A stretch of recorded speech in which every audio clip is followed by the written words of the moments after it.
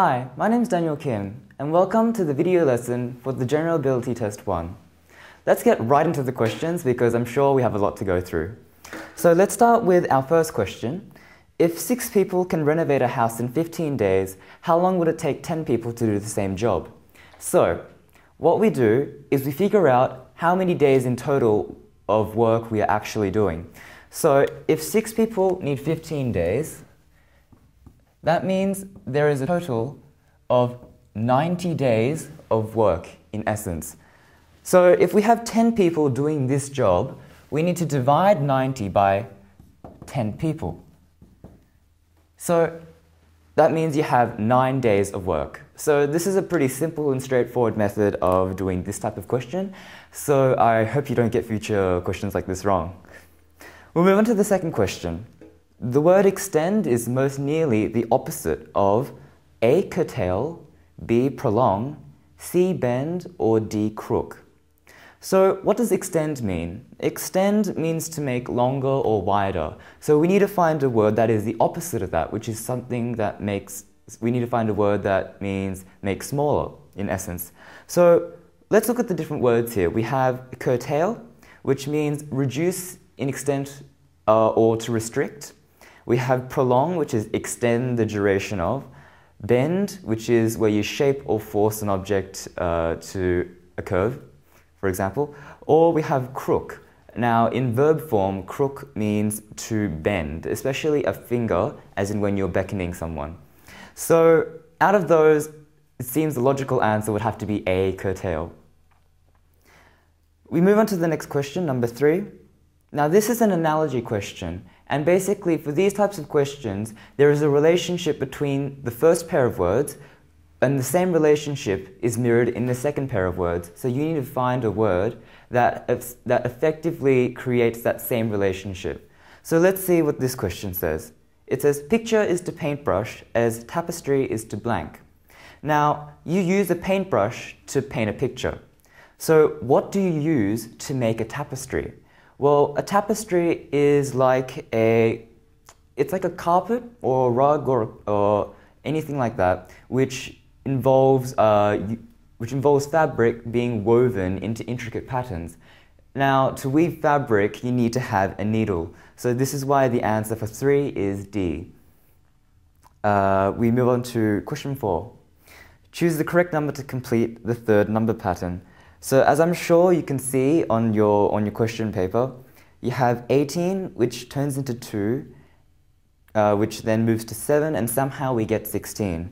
In a similar way, we get 30, 5, 5, and then 11. So what are we meant to do with 48 to 16, 13?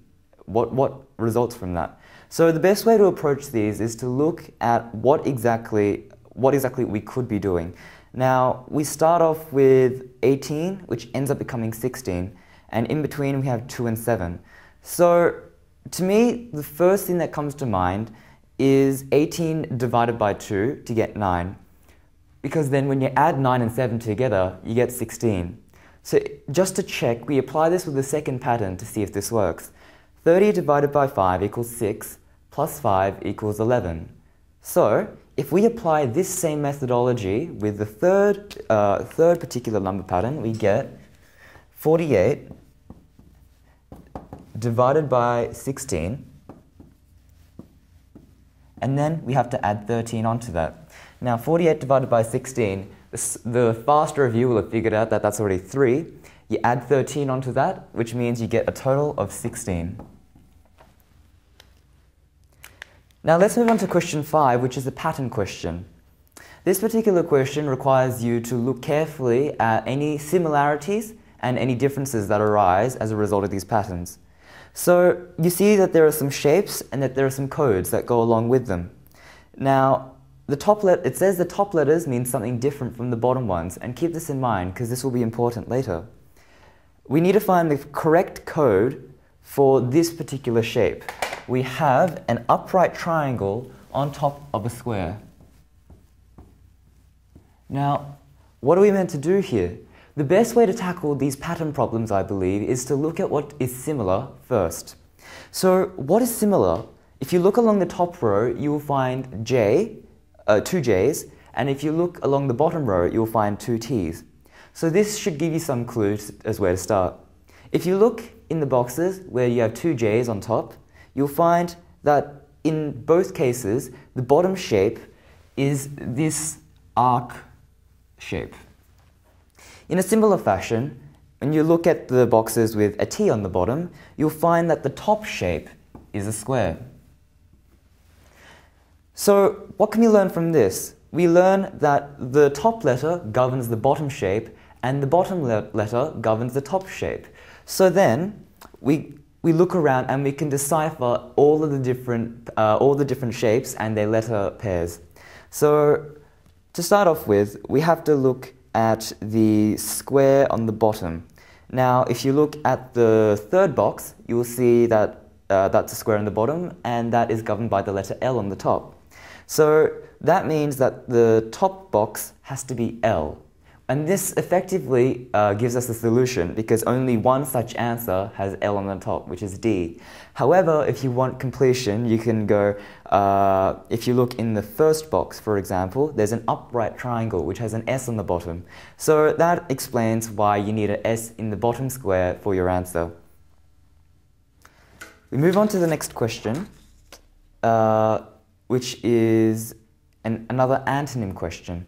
The word plummet is most nearly the opposite of A, loop, B, soar, C, plunge, or D, thrust. Now, the word plummet can be described by this pen's action right here.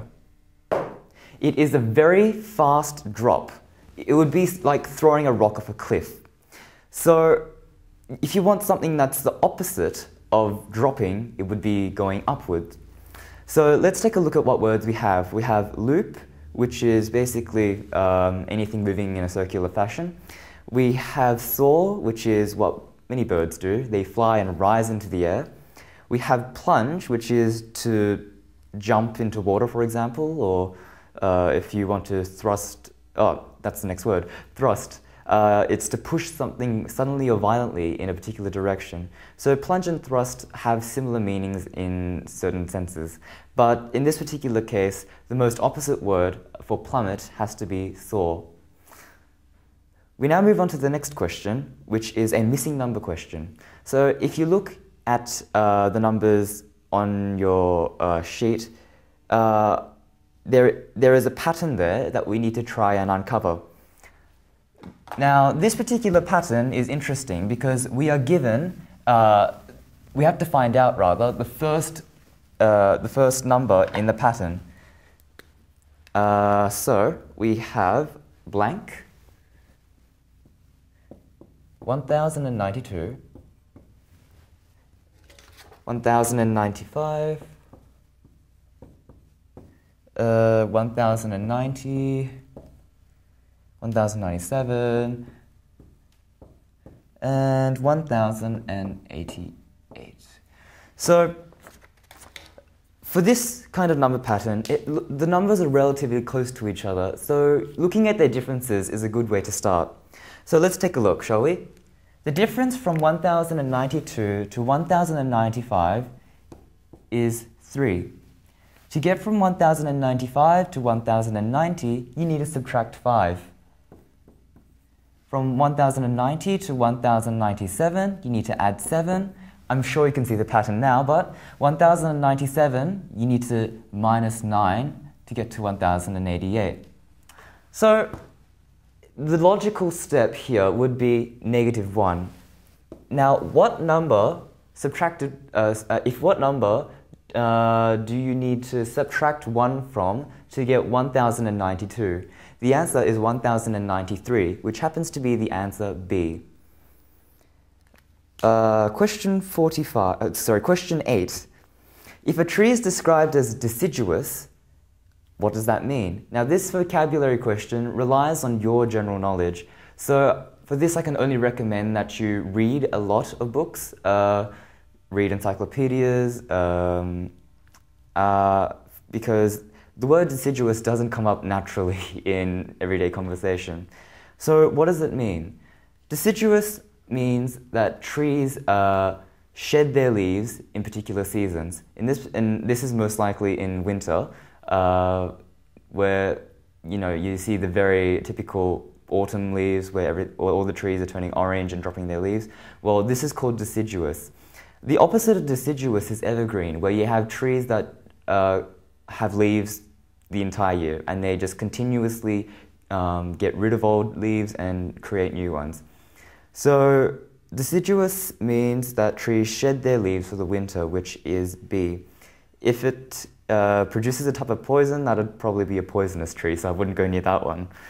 Question 9. How many quadrilaterals of any shape can be found in this design here, which I've already drawn for you?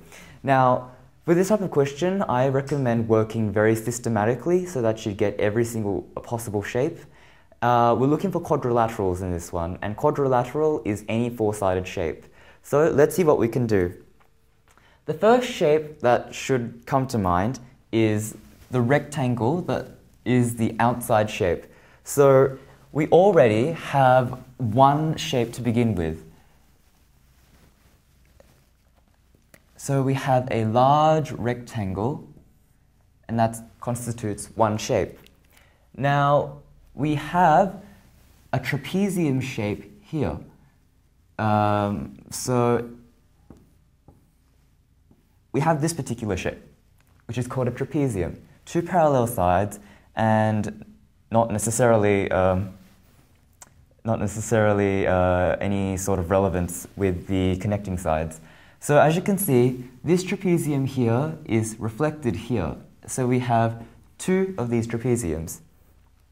Now, if you look in the center here, it almost looks like a square, but we can't know for sure. But we'll call it a square for our purposes. We have a square here. So there's one. Now, there are these little parallelograms here. Parallelograms are quadrilaterals that have two pairs of parallel sides. So there's one in here, the reflected one over here, that same parallelogram down here, and then reflected once again. So we have 4 of these mini parallelograms. The next shape is another trapezium, but this one looks slightly different. This one goes from this point to here and back here. So this shape looks like this.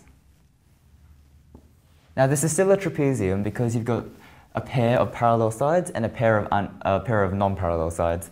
So if you look carefully, this shape can be flipped and flipped again, and flipped again, and one more time. So that means you can get 4 of these shapes inside this particular shape here.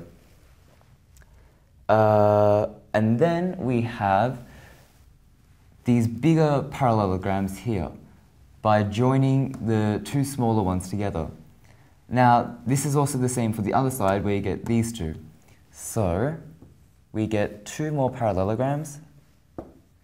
And to finish it all off, we get a very interesting shape here, which is just another parallelogram. I'll actually color this one in for you because it's a bit harder to see. It's 1, 2, 3, 4. That shape again is a parallelogram, except this time it's on an angle.